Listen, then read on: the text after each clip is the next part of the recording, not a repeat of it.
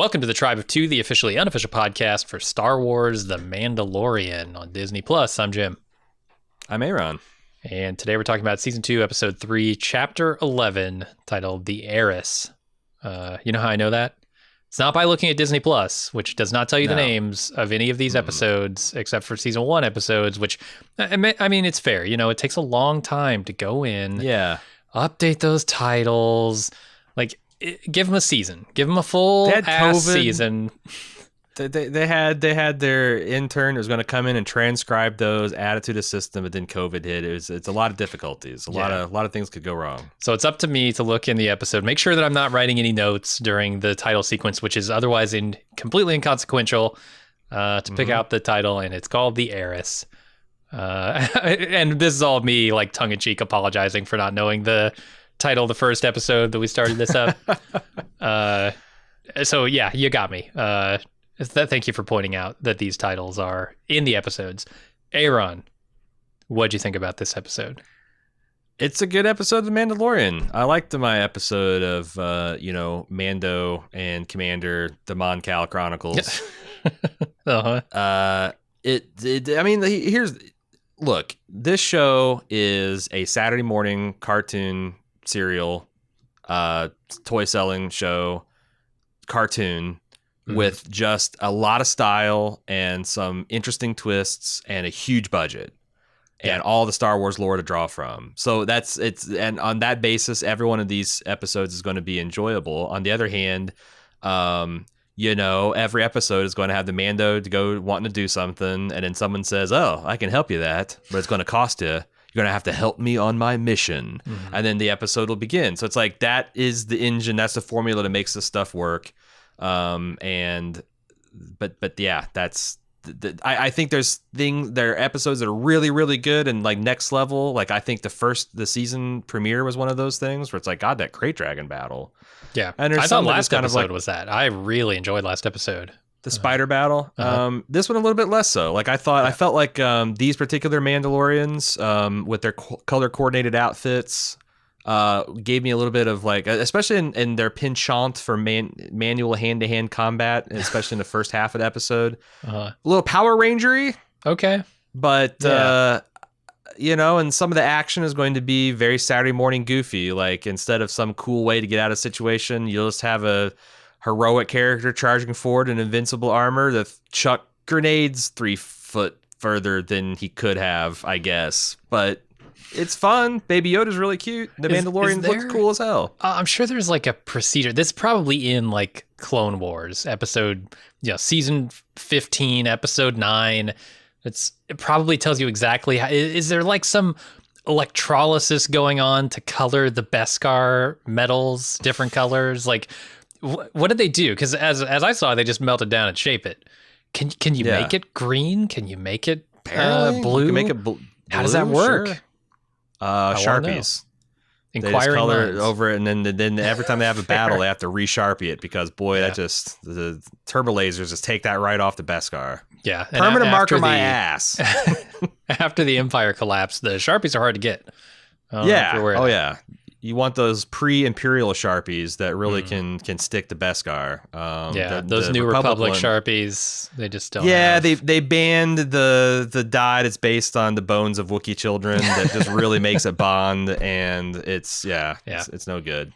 Not as effective. No, I'm with you. I don't think this episode was quite as enjoyable as the last two, but I really do love the language that the Mandalorian is building, and it's building it with some cheesy things. Like, look, I don't really love when Mandalorians drop out of the sky completely unannounced with no real indication as to how they knew where Mando was, how they how they got wind of him in the first place, like all those things. But with the Mandalorians outside of Mando, they're really leaning into that language, where the Mandalorians are just a group of warriors who are able to drop in at any time to any situation and clean house. And they got jetpacks, man. They're going to use them.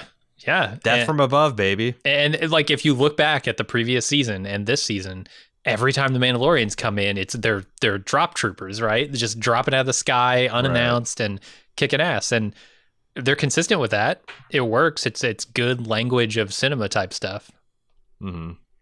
Yeah, and I said that each episode might have like a clever adult twist. I thought the one that really had me sitting forward on the edge of my seat is to reveal that the Mandalorian is unwittingly a member of this like kind of seen by other Mandalorians as a hokey cult. Dude. Like they're puritanical early American Christians, doing Salem witch trials and shit. I thought that was a really cool twist, and I'm very curious to see how the Mandalorian struggles with that, because it's clearly going to be a struggle.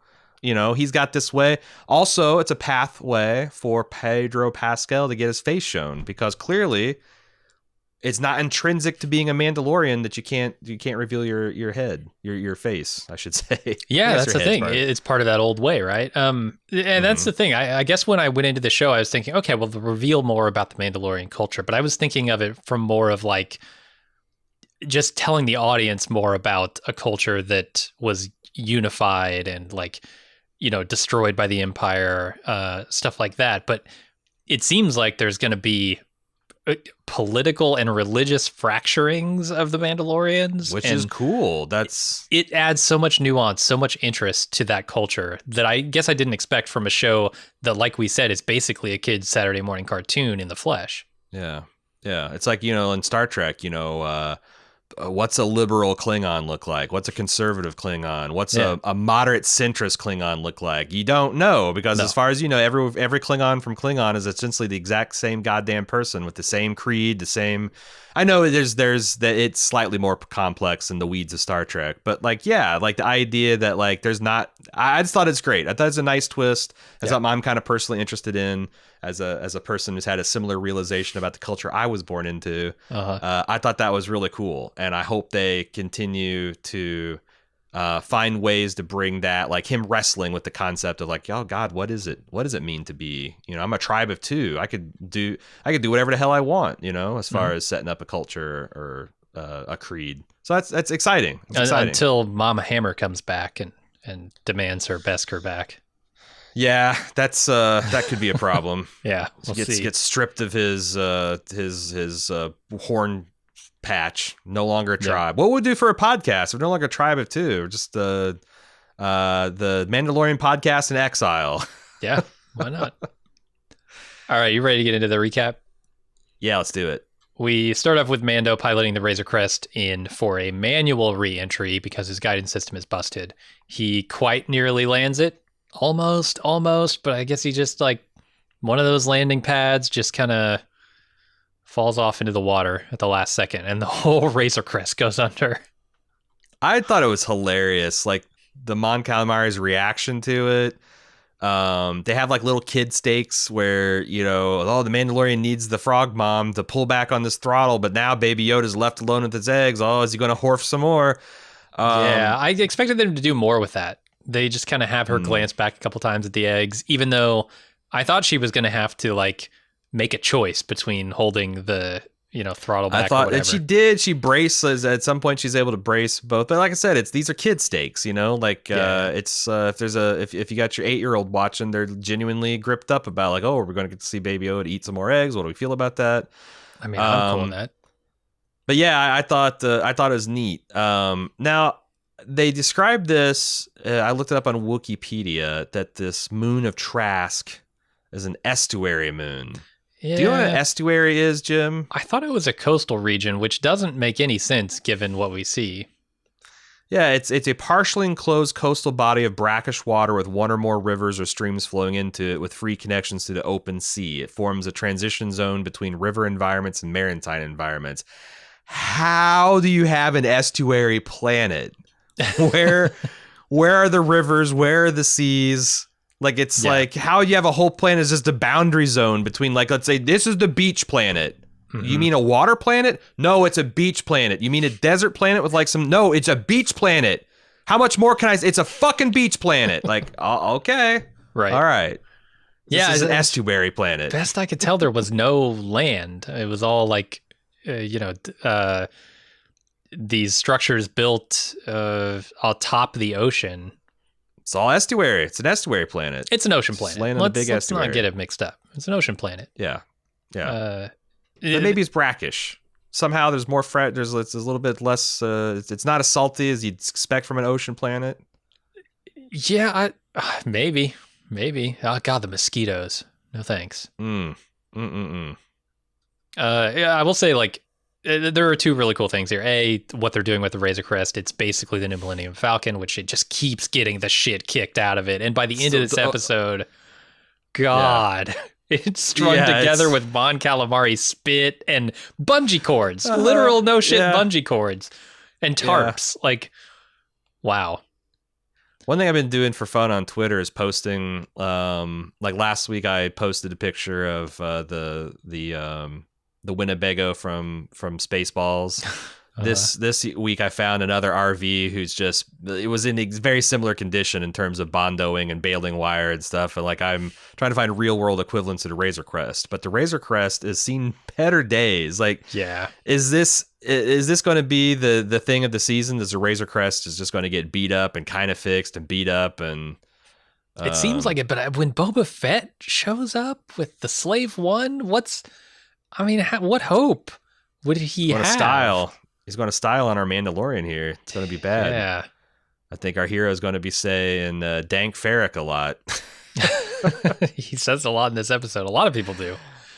Yeah, it's fun. So, Katie Sackhoff is here. Are you a fracking kind of guy? Or are you a Dank Farrik kind of guy? Do you think Dank Farrik can overtake fracking when it comes to fictional swear words? Look, I'm not an adherent to the old way. I think there's a place for both Dank Farrik and fracking in this universe. How about Dank Frackin'? Dank Frackin', hell yeah! Sounds like a heavy metal band based out of South Dakota. Oh God, I love when the Razor Crest is lifted out of the water. They've got this crane that's built out of like an old AT-AT frame. So cool. Which is another really cool bit of world building that they do. Like this is a post-Imperial, like right after the Imperial collapse, all of this stuff is being repurposed. The attention to detail in that regard is phenomenal on this show.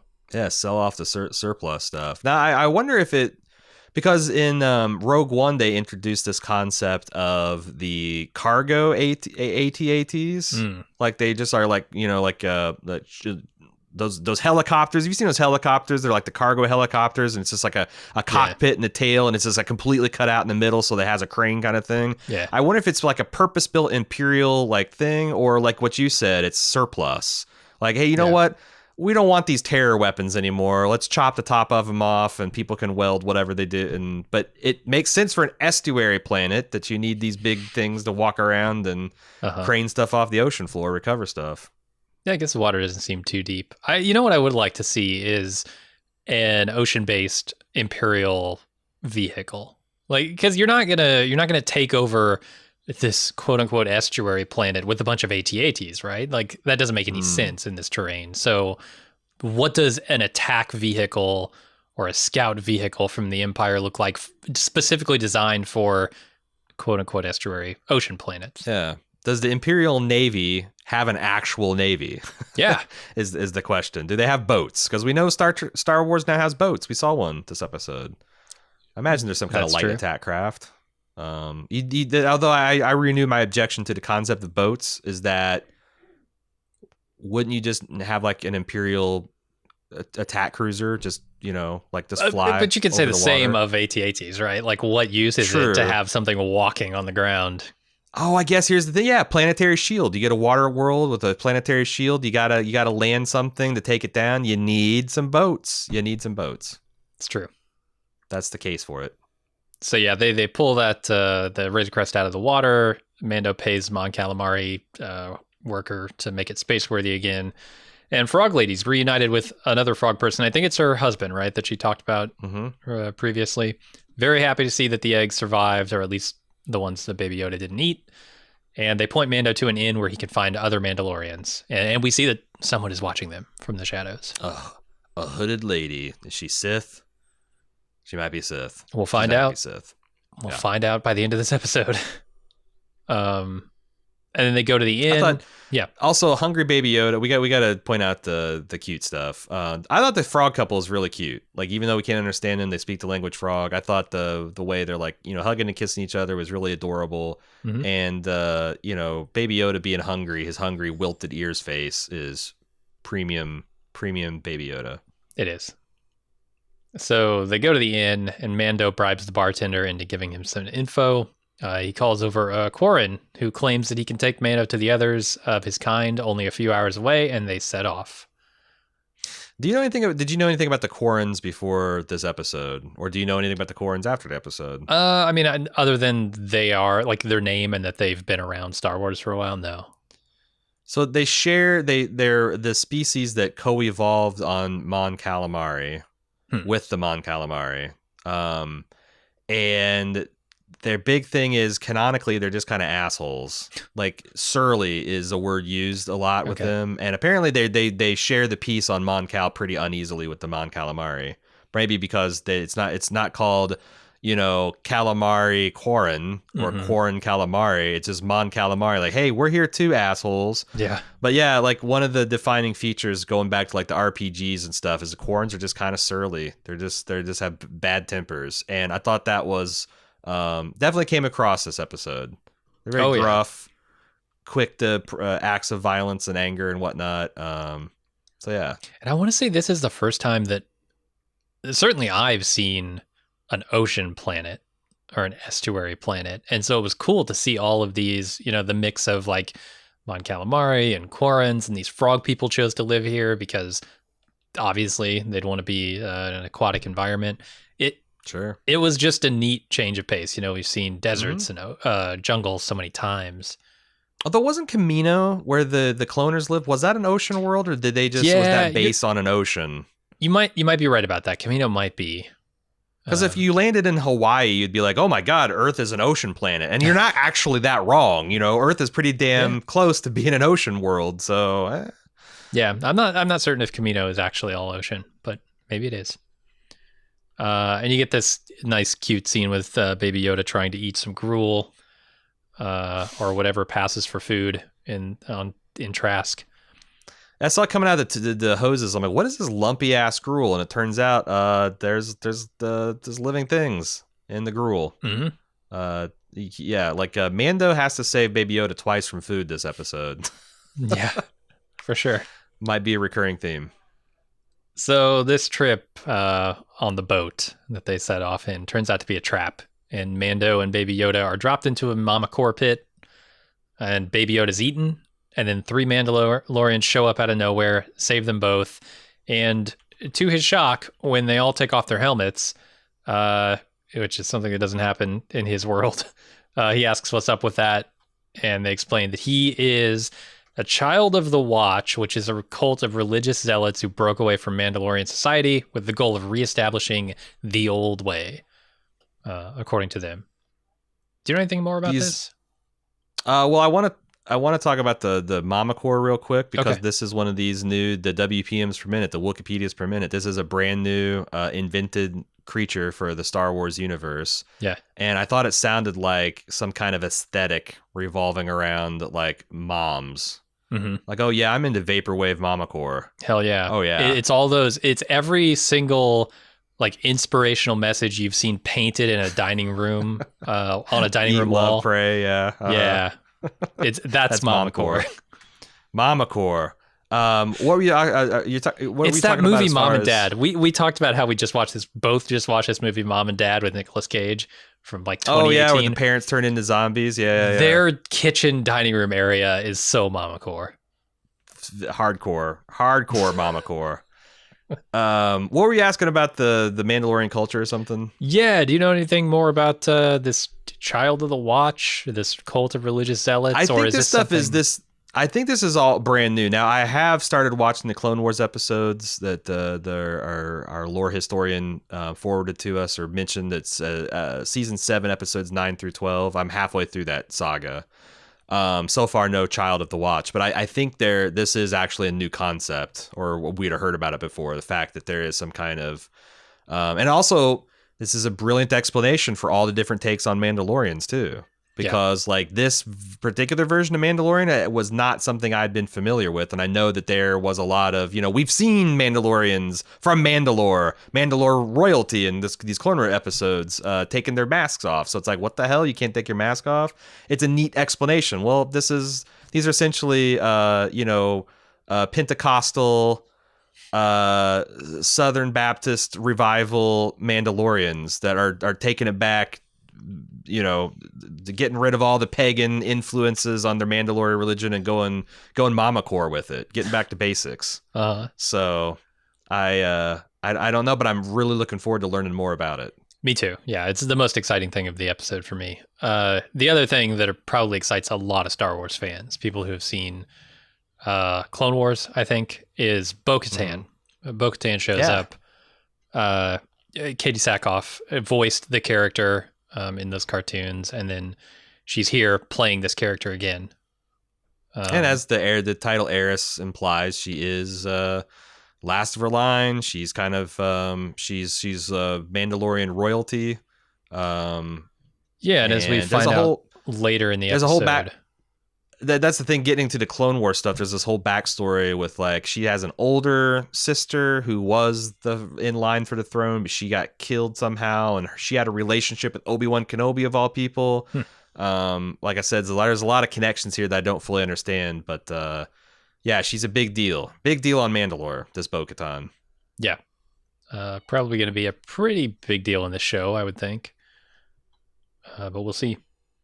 Yeah. So, I don't think this is the last we've seen of Bo-Katan. No, that Mandalorian artifact, Darksaber thing that she's looking for. That's in the hands of the main villain this season. There's more to come. And the way they set this up is, okay, there's 3 of them out here trying to steal weapons, but they make it pretty obvious that there's a lot more Mandalorians somewhere, right? They're not taking these weapons and using them themselves to reunite, to try and find this Darksaber. They're like distributing them to other Mandalorians. So if he ever needs, and that's the shocking thing, I guess, at the end of this, is he doesn't say, well, could you hook me up with some other Mandalorians? Like, I don't know. I guess maybe he doesn't want that. He just wants to find some of y'all that don't take your helmet off, like a bunch of savages. No, it is interesting, this idea of like the Mandalorian diaspora. Like there's this, they're all in exile.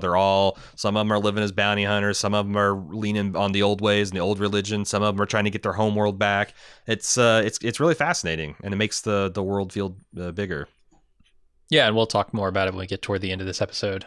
Just the from a shot perspective, I love the scene of the Mandalorians blowing up the ship at sunset and jetting off like bottle rockets. I think that's just a really, really pretty shot by Star Wars standards. Sure. All right, so Mando arrives at his destination, I think, or maybe he goes. Yeah, he's got to go back to the port that they left from, because he goes to the Frog People later. The Quarren show up to try and kill Baby Yoda. And the other Mando's flying behind them, again, dropping out of nowhere, bail him out, sit down for a drink with him. And they explain that they're stealing weapons from the port to try to retake Mandalore. They also dispel the myth that Mandalore is cursed, and he tells them about the mission he's on, and they agree to help him in exchange for help on their mission. Yep. That's what we call the hook. And she says, I can lead you to one of their kind, which I'm assuming she's talking about Baby Yoda. Oh, interesting. I thought she was talking about Jedi, but I don't know. Maybe. What did you think of Katie Sackhoff? I like her. I think she's great. I like her a lot too. How long ago did Battlestar Galactica come out? Because I also feel like she hasn't aged a day. It's got to be like 2006 or something. It's a while ago. Yeah, it's more than a decade ago. Yeah, but yeah, I thought she makes a really, really damn good Mandalorian. 2004 is when it started. Ran for 6 years, so like 2010 is maybe the last we saw of her in that. Because maybe if you wear a helmet out in the sun all the time, it's just like your skin doesn't get. She takes it off, sure, but it's like just to have dinner and converse with people. If you wear a helmet most of the time, it's going to shield your face from the damage of the UV rays. So it's true. It's true. It's good recommendation. Good health and beauty regimen recommendation. Wear a helmet. Mando's gonna have a baby face. Baby face. Oh yeah. I don't Gonna know. die at 70. No crow's feet. Not at all. Good for him. Take your wins where you can get them. You got to. Anything else on that, or? I don't think so. Yeah, Okay. the Mandalorians is wreck shop here again. A lot of hand-to-hand Mando combat. Mando a Mando. Yep. Then they take Mando to a freighter where some weapons are being loaded, and they plan this ambush. So they're gonna ambush the freighter and take the weapons. They're gonna wait till it goes out. To like it's shit. What's the term for that when you're kind of taxiing out to report? It's gotta be. And I was thinking about like, man, does this make sense? And then when I saw it taking off and it's like making all these shockwaves and stuff, and I'm like, oh, I guess that is kind of an asshole move if you're, rocking the boats literally. But I'm like, how is this not an issue in any other port in any other planet? Yeah. Like if the backwash of a cruiser taking off is that intense, like why have we never seen ships taxi and be towed away from civilian populations? It does feel a little bit just so for this episode, but for sure.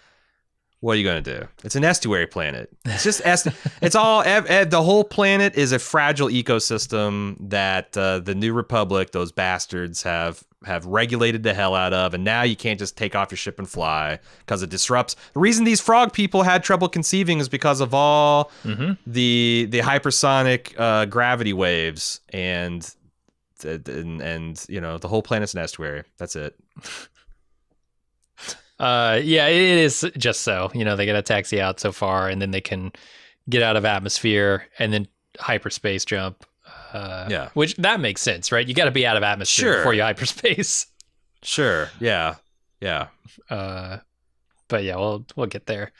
Mando drops off Baby Yoda with the frog people during his time on this mission, and Baby Yoda eyes these eggs, and he sees one that hatches.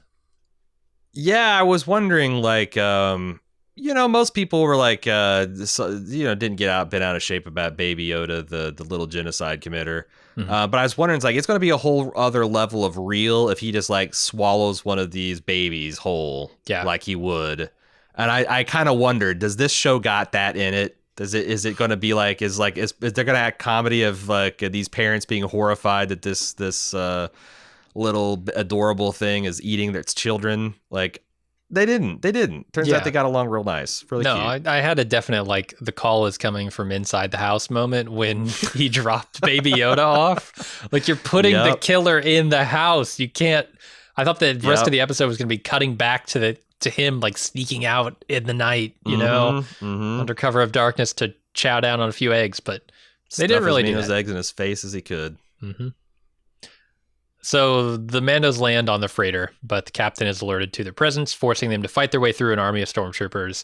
The captain decides he's going to try to make the jump to hyperspace early, but he has to get out of the atmosphere first, and he begins climbing, and it's a race against time. Yeah, they, so much for the element of surprise. They surprise all the 3 stormtroopers, but it's probably more fun to watch these Mandalorians go commando than it is them sneaking around. And it lets them be kind of badass and infiltrate this thing under heavy fire. And there's a lot of fun things about like how badass the Mandos are. Like when you hear this fractured communication, like there's like got to be 10, 12 guys in here. It's a massive assault. And then the guys are scanning. There's only 4 life forms and they're Mandalorians. It's cool. I thought that stuff is really cool. What did you think of the Imperial Commander rocking the like non-estuary fog world heavy tan? Like I've never seen a tan Imperial before. Yeah, he must have been like he must have just made this run coming straight off at Tatooine, right? Like the double suns he's been basking in for the last couple of months on leave or something. Yeah. Or maybe his captain's quarters got like one of those Darth Vader chambers, except for instead of like a meditation, it's a tanning booth. Like, all right, like it locks together. And who interrupted my tanning session? Because he's glowing. This is a bronzed god compared to every other pasty Imperial we've ever seen. It's true, very true. So Bo-Katan tells they've sent a bunch of people into space, but not into space. Like there's still an atmosphere. Is there a big enough pressure differential to suck somebody out of a ship in this scenario? Well, so like sure. if you're when at some point in the dive that they make later on, they talk about they're at like 10, 12,000 feet. I don't know, maybe get a little vacuum going, but also like if the ship is like at a 35-degree angle and you bust open the thing, I don't know, maybe. Okay, that's it was fair. A they sick are shot. Yeah, like these Mandalorians having these guys like these Imperial giving this like we got to hold this room at all costs until we hit hyperspace versus the reality of the Mandalorians just mowing them down and this guy's pissing his pants and shut it all the door shut. Yeah, I thought that's pretty high adventure comedy Star Wars, and then they all die. They all get sucked out and they die horribly. Yeah, nobody just don't think about that. Yeah, and also Stormtrooper armor is completely useless. Oh, like if this shit can't even seal, like if you're wearing a full helmet and like supposedly like this provides protection to partial vacuum and a flashbang takes you out, just take it off. Go to war in a thong because it's doing nothing but encumbering your vision, man. Yeah. You think with all that Imperial stamped Beskar, they could have like made some decent armor, you know? Like look how much abuse the Mandalorian's armor takes.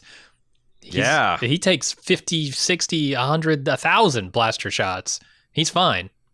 Not a scorch mark on it. That I guess that's why Beskar's worth a lot of money. Yeah. So Bo-Katan tells the captain, we're going to take the entire ship, which surprises Mando. He feels he's lived up to his end of the bargain, but she says, I'm not going to help you out until we take this ship. And so he goes along with it.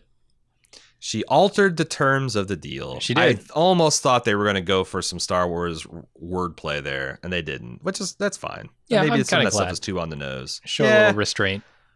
Yeah, I think I'm coming down on that side too. So Moff Gideon calls. You might remember him from the end of last season. Oh yeah. He asked the captain about the situation on the ship. It looks like the Mandos are going to take it. Mandalorians rather. So the captain dives back into the atmosphere, intent on sinking the ship, killing everyone aboard. So is this like an offshoot faction? I mean, obviously it's an offshoot of the Empire because the Emperor is dead. But like, is this a Path of the Child or whatever version of the Empire? Like, cause like it's this little Bane, this little no brother, they're expecting 3 corpses on the transport, kind of. The flames grow higher, like, you know, a suicide cult. Yeah, bite down on a tooth and fry your brains, kind of outfit. You know, I thought that was interesting because the Empire's always been kind of hardcore. You know, stormtroopers mentally conditioned to serve the Empire of unswerving loyalty, et cetera, et cetera. But this is pretty hardcore. Yeah. I mean, there's definitely like a power vacuum. Like you look at the state of the rebels at the end of Return of the Jedi, right? They're not equipped to take over the duties of the entire galaxy. So, like, because the Empire had so many planets under its control. I guess like you just say, hey, we're opening it back up, and now the New Republic is going to kind of be an umbrella thing over the top of that, but we're not going to need the strict enforcement and everything, all of the infrastructure that the Empire had, because we're not going to be those kind of people. Well, especially since I think in the new understanding of the canon is like all that stuff that, you know, where they had a new republic and Leia was the president and everything was kind of peaceful. Like that's gone. Like I think you've got 20 years of constant civil war. It seems like to the extent that some of these Imperial factions have got the, you know, now the legitimate government's the resistance somehow. Yeah. So the Mandalorian seems like they're advancing that. Like the galaxy had no peace between Endor, the fall of the Death Star 2 at Endor, and, you know, the end of the final Force Awakens series. What was that called? Jesus. Return of Skywalker. Rise of Skywalker. Rise of Skywalker. Yeah. Yeah, the whole galaxy's just been having a hard time. It seems like it, which makes me wonder, you know, how much the rebels are really going to have luck changing the galaxy after that too, because they're in a roughly similar position. Well, it's called Star Wars, Jim, not Star Peace and Security. So True. It's a bad sign for that galaxy. Bad news. We're 10,000 years of peace and security, and we just started tuning in the bad part. So it's true. So to get them off the ship before they all die, they have to get to the bridge, or at least Bo-Katan's not leaving until they do.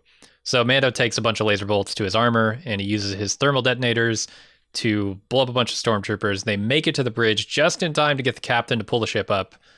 And then Bo-Katan demands that the captain take her to Moff Gideon so she can get her Darksaber back. He kills himself instead, and then Bo-Katan invites Mando to rejoin them sometime in the future and tells him to go to the city of Caladan on the planet Corvus to find Ahsoka Tano. The forest world of Corvus, which is some kind of Latin for crow. I wonder if that's going to be important. It's probably just going to be like a nature preserve, right? Like that's the forest crows. planet here. Yeah.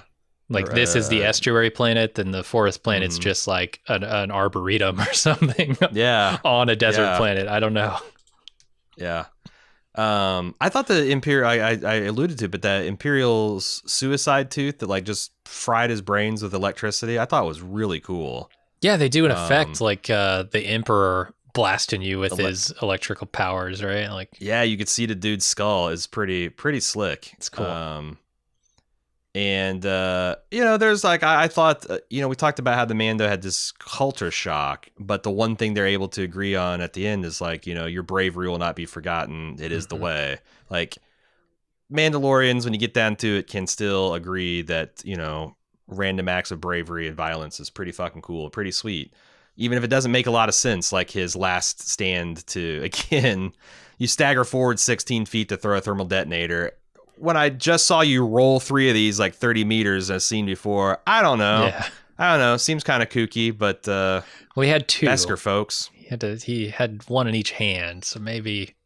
So the other thing I thought is like they had access to all these cool Mandalorian weapons, like these heavy repeaters and blasters and stuff. I thought that would be a much bigger part of retaking the ship, but it was just like Mando tanking a bunch of shots and throwing some balls. As far as I know, the Mandalorians did not take any of the weapons from the crate. I thought that was odd. I was really expecting like, oh man, like because this is very video game-ish. Like you level up, the Baby Yoda's pram got destroyed, he gets a new one built by the God, and it's got armored shielding and all that stuff, and this one got destroyed now by the Mama Core.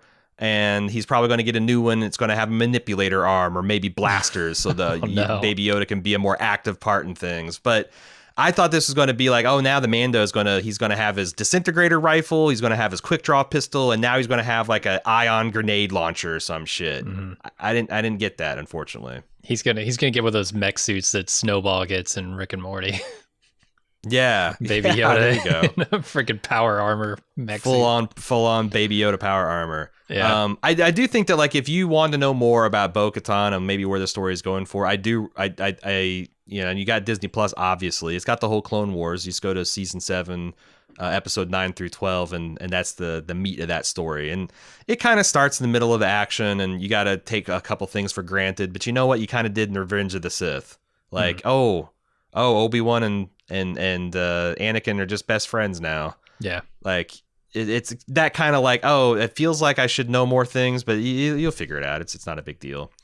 But it might be good homework if you want to really get into the Darksaber, Mandalorian in exile lore. It's a good place to start. And if you haven't actually watched any of that stuff and you've only seen the mainline movies, you are minorly familiar with Ahsoka Tano. Ahsoka Tano is a Jedi who was trained under Anakin Skywalker, went into hiding when the Empire came to power, and then joined the Rebels.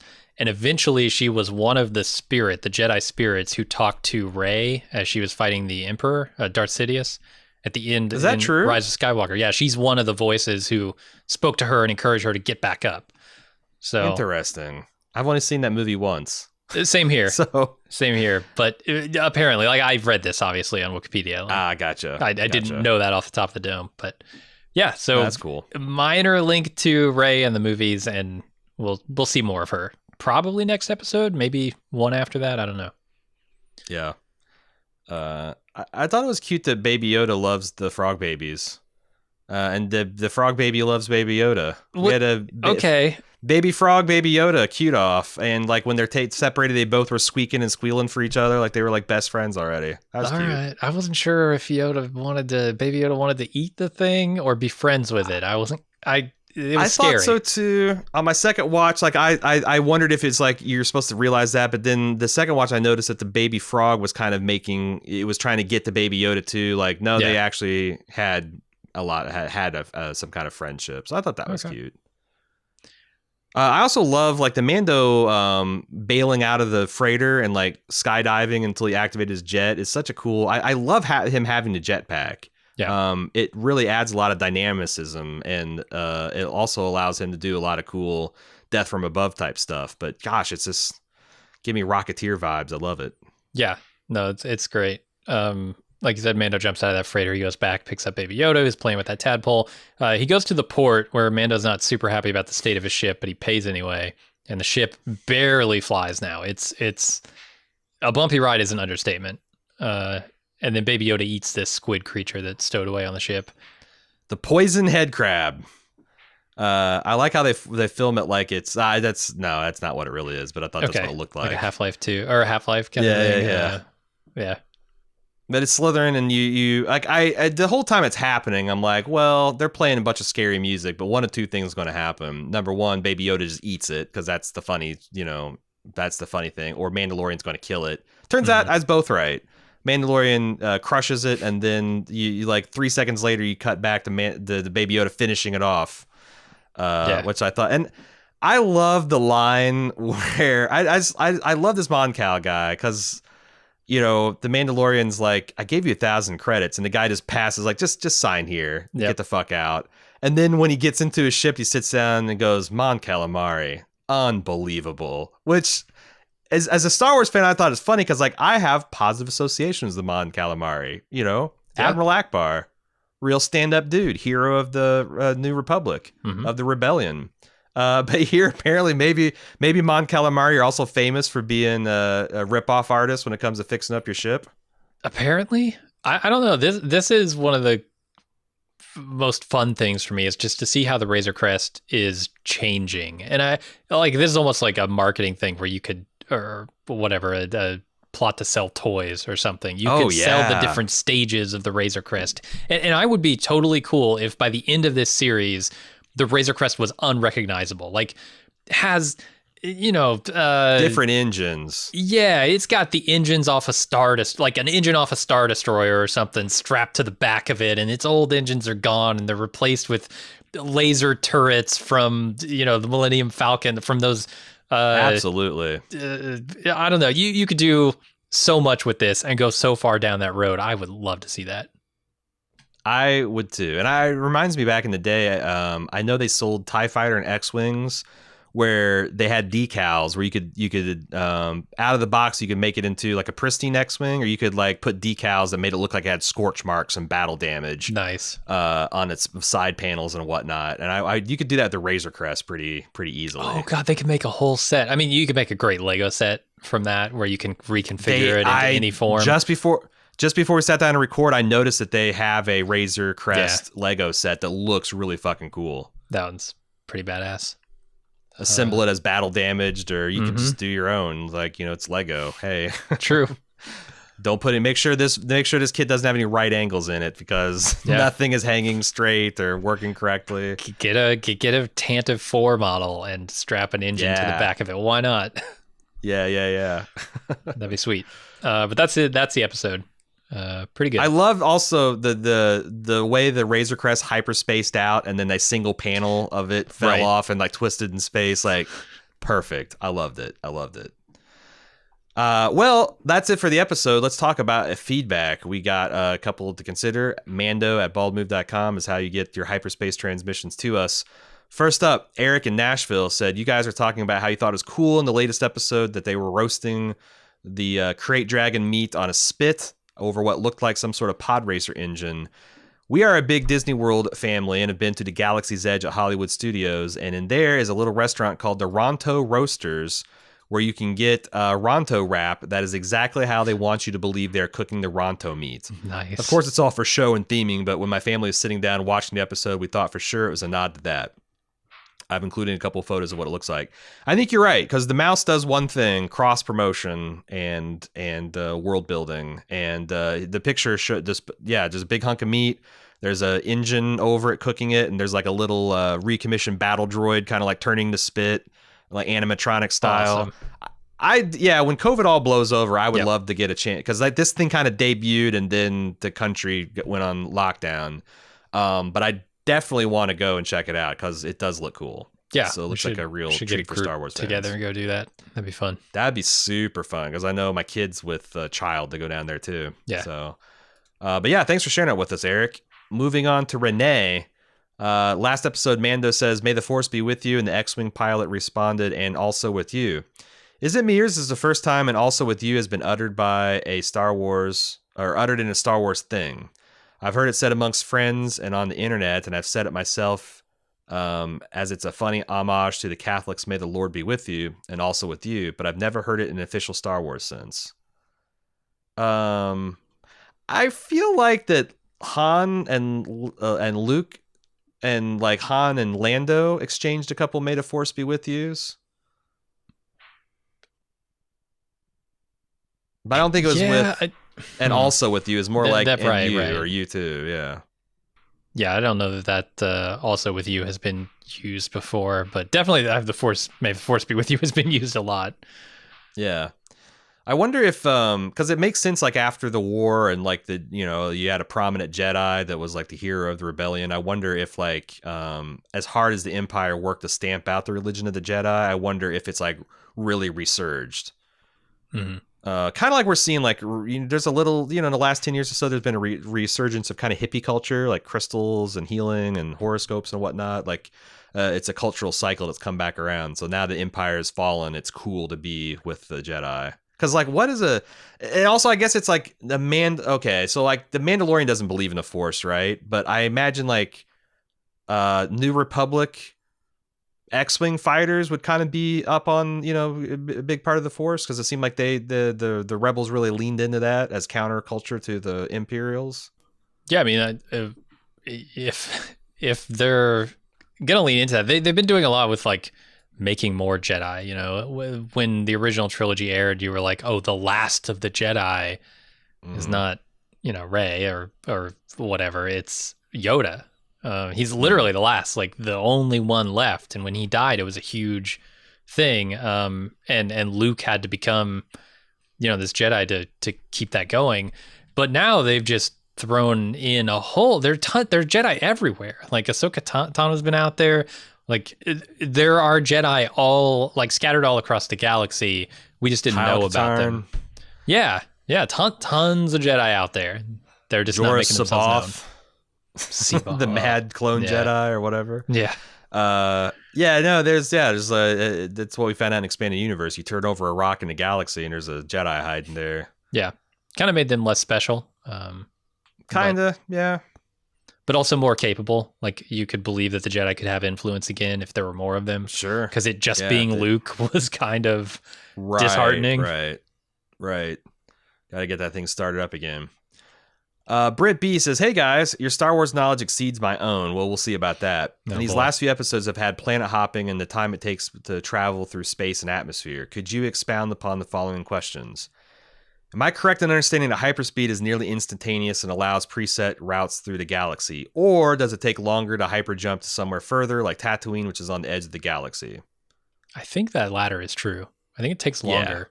It's not instant, but it definitely speeds it up significantly. But Star Wars hyperdrive is way faster than almost any other science fiction universe's speed. Like the Millennium Falcon can get from where did the Alderaan at the core of the galaxy to Tatooine, or from Tatooine to Alderaan in a matter of hours, if not days. And Mhm. like Wikipedia talks about like maybe slow civilian freighters taking a month or two to go across the galaxy, whereas like a very fast ship like Han Solo could circumnavigate the galaxy in like a week or so. And there's two main things: the speed of the hyperdrive itself, and then like the sophistication of your hyperspace computer. Because like, you know, you got the power of the engines can propel you through hyperspace faster, but you also have the in hyperspace is all about like you have to dodge huge gravity wells. Like one of the ways you can pull a ship out of hyperspace is these interdictor cruisers that can simulate a gravity well, and it triggers the hyperspace computer to shut down. So the more sophisticated of a hyperdrive or a hyperspace computing system you've got, the closer it can plot you to those gravity wells. So instead of taking this very circuitous path, you can go like a much straighter path if you have a sophisticated drive. Which is why so those in the two together, original series, or the original movies, when Han's describing how fast he can make the Kessel Run, he uses a unit of distance to measure it, right? instead of It's a more unit of efficient time. path. Yeah. There's like tons of different ways that they've explained that over the years, but that's Right. And that's why the Millennium Falcon's like the fastest hunk of junk in the galaxy. It has like way oversized engines, and also it has like this insane system of like 7 droid brains wired together in series. It's like all slapdash, but it's like it's a hot rod, it's a chopper, right? Yeah.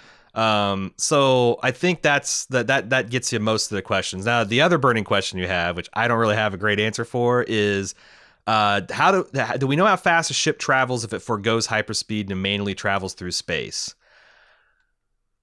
No.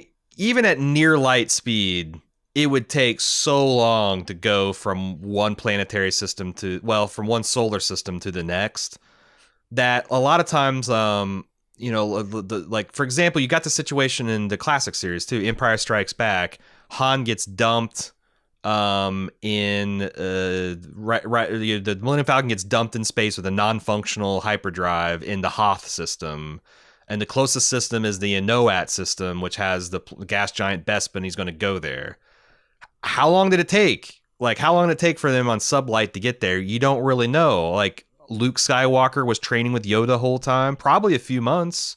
Somewhere between 4 weeks to 6 months, right? Is probably how long it took him to travel. Mm-hmm. But that's not like, but I don't know. Maybe is the Star Wars galaxy denser than ours? I don't know, because it doesn't seem like it makes much sense that you could go from one star system to the next to sublight. So you kind of gotta, was he taking this frog to an interstellar system, or intrastellar system? In which case, why would he want a hyperdrive to there? Like, just fucking drive, man. Yeah, it doesn't seem like any. I think they said it was one sector over, which a sector is pretty big. Yeah, I would think anything if you don't have faster than light speed is a long ways away. And when we're talking about like cosmic distances, so I think some of this is that it's sci-fi fantasy. You gotta lean on the fantasy a lot. They also ask, if you don't count the Force Awakens, starships must descend into the atmosphere from space after they've left hyperspeed. Is that because they could jump the hyperspeed within a planet atmosphere, which one of the many times the new sequel series blew my fucking mind as a Star Wars nerd. Yeah. How long do you suspect it would take to travel from one planet to the next using hyperspeed? The bottom line is the hyperdrive. Yeah, hyperdrive travels at the speed of plot. If if you need to make your battle at the last minute, you're going to make it. If you need it to take 6 weeks, well, oh wow, this space is full of globular clusters and black holes, and you gotta really take this like crazy labyrinth path. It's like it's whatever you need in the plot. So yeah, this is not The Expanse. Like, they're not sweating those kinds of details. No, we're not. No, this is not anything like this. This is very sci-fi fantasy. The rule of cool is law, and you just don't try to worry about it too much. So but I think that's the way to understand it's ultimately how fast a plot needs it to be, and also the bullshit technical manual stuff. I think we were able to communicate to you. So thanks for the questions, Brent. If you have some questions about the Mando or some comments, or just want to leave feedback otherwise, it's easy to send us a note, mando@baldmove.com, or you can discuss each episode on our forums.baldmove.com with your fellow fans. That's it for us with The Mandalorian. We'll be back next week to see what the exploits of Baby Yoda. Maybe we'll get some more baby frogs. Maybe a baby Mando. Is Baby Yoda now a baby Mando? I couldn't imagine a baby Mando. Why not? Get a foundling, put a helmet on it, done. He is that's I wonder if that's where they're going. Like, they're going to have like Baby Yoda in a little hat with ears and, being trained. He gets his backpack. Like, yeah. Perfect.